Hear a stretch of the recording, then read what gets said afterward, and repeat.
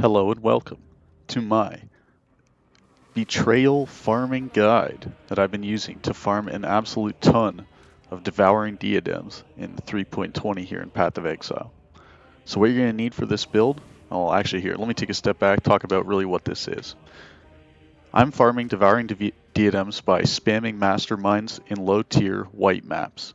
So what I'm doing is just rushing the map to completion, just running through it, killing the map boss, and getting the completion so I can get the plus 10 safe house intelligence from the Atlas tree passive here, as well as I've completely spec'd into nodes that give me any sort of chance for a betrayal mission on completion and all the random chance for a betrayal mission. So I can just get as many missions as possible and fill out the board as quick as possible. That gets me the Mastermind, gets me a Devouring Diadem big payday. So that's really what you want to do here. Those are the Atlas passives you need and the general strategy. So next, let's talk about how you actually work the board so you get good safe houses in your Mastermind, because that is a way you get consistent profit in between those big Devouring Diadem paydays. So here, these are the 3 rules to playing the Betrayal game. Number 1, you need a witness to execute. So anytime you want to level up important characters or people that have good valuable spots on the board, do them first, because they will always offer the +1 because there's a witness, so make sure to do them nice and early. Secondly, always jail who you don't care about. Get the extra intelligence. We're going to be spamming maps anyways to complete them quickly for more intelligence. Just get it out of the way. We'll keep them low ranked, and by keeping them low ranked, we can swap them out for other people. It comes up more often when they're lower ranked. Finally, stack the rivalry and ally options every time it comes up, as long as it doesn't mess up the board.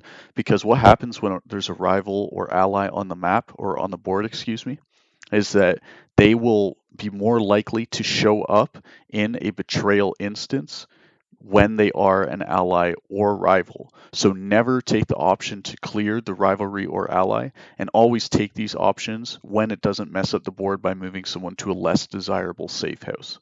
Now, the core idea is that you want to pick safe houses that offer a lot of money. The really big standouts would be this Verici one here, the white sockets. Right now, these are priced at about 30C a socket, so if you roll 6, that's like 1.5 divines right now. Another really good one that I like is the Torah Gem Experience. If you do the Mastermind with Torah at level 3, you are getting 200 mil XP twice, which if you use on an Empower, Enlighten, etc., that is 800 million XP, just like that. That's a really good one. Aisling Slam is a classic, and then Hillock, any of the quality ones are really good. Also, you can get people to stack up nicely for scarabs, like, for example, divination scarabs can be good. This chart in general is a little out of date. I encourage you to look up the most accurate version. So this is how you actually play out the board when you're doing Betrayal. So what I'm going to do next is I'm going to show one low tier map where I'm running a Betrayal to showcase those concepts in action, and then one where I'm just speedrunning to get to the boss, just so you can see kind of how it plays out. I'm not up to that just yet.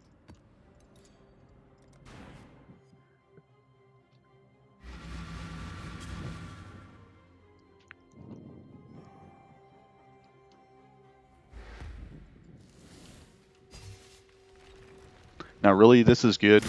This strategy works best on a really fast character. I'm playing Frostblade's Raider with a Feral's Fur, so I just constantly have a ton of move speed from having all my frenzy charges up. I have Whirling Blades on a really low cooldown, so it works nicely for this build. You can hope to get stopped usually on the way from the assassins from Betrayal, but if not, you can just rush to the boss and then go and look for the actual rooms.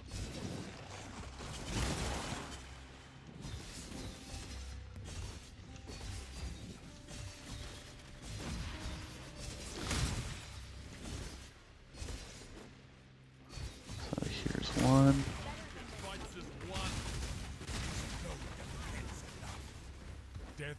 So Haku, generally speaking, is garbage, so I'm going to level up Gravicius. And then you can either take +4 or Imprison. This is more than the +1 a turn, so we'll take this here.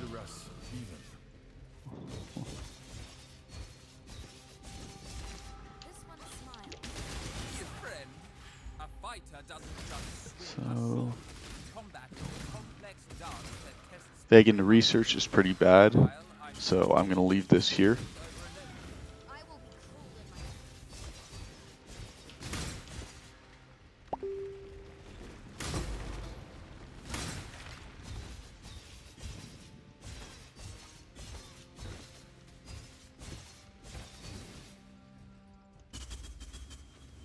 And research, this is the safe house that frankly you care the most about. The most valuable rogues and the most valuable masters, generally speaking, come from this one. So this is really your money safe house.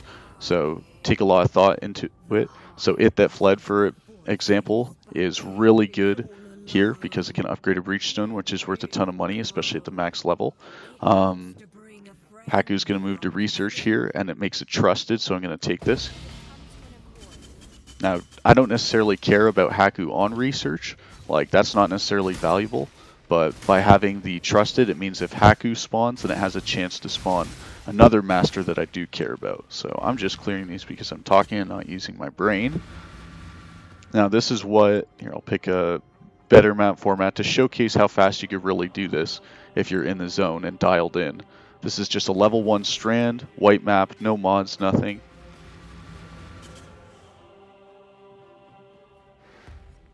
Now, I don't even have a Quicksilver here because the thought is I have Whirling Blades a bunch, but I'm sure there's more you could do to optimize this, like you could play a character with Queen of the Forest, that kind of thing, but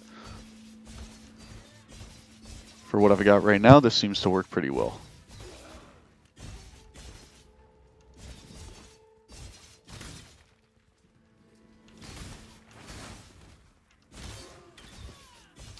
I'm not up to that just yet. And there we go. That's it. That's all you have to do on the map. You just reset at this point, and you're going to spam through your maps like that, sort of pace the whole time until you get missions to clear them. Slowly but surely, the board will fill up. When you get to the point of wanting to do your mastermind, make sure you have really valuable people in the right safe houses. So for example, the best one is research that I talk about, so good ones to put there would be Hillock, It That Fled, as well as what are not currently showing here, which is Ashling or Isling as it's written. And then the fourth one that is very good there, if I pull up my sheet, because I don't remember their name right now. Leo now is the 50 reforged, so this one is not as good. But Tora, the gem experience, is really good. So my favorites personally to put there are Tora, It That Fled, as well as, where are they? Hillock. Verici is also really good. I don't know. I'm just rambling now. This method is insane. It makes so much money. As of this point on 3.20, it is Monday the 12th, 7 p.m. And I have earned three, no, yeah, 3 devouring diadems from it all. So, no, actually it's 4. 4 earned 4 junk drops. So at the prices they've been running at, that has been about 20 div. So very good early money maker. Take care.